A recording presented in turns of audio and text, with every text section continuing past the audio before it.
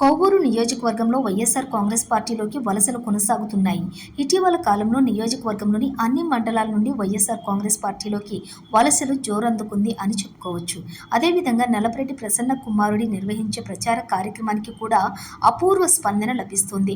వెళ్లిన ప్రతి చోట కూడా ప్రసన్న కుమార్ రెడ్డి మాట్లాడుతూ అద్భుతమైన సంక్షేమ పథకాలు కొనసాగాలంటే మళ్లీ జగన్మోహన్ రెడ్డి ముఖ్యమంత్రి కావాలన్నారు. పొరపాటున కూడా చంద్రబాబు నాయుడుకు ఓటెయ్యొద్దని, చంద్రబాబు నాయుడు పచ్చి అబద్ధాలు చెబుతున్నాడని, ఆయన భ్రమలో పడొద్దని పదే పదే ప్రజలకు విజ్ఞప్తి చేస్తున్నాడు. ఎమ్మెల్యే అభ్యర్థి ప్రసన్న కుమార్ రెడ్డికి వెళ్లిన ప్రతి చోట కూడా మహిళలు అపూర్వ స్వాగతం పలుకుతున్నారు.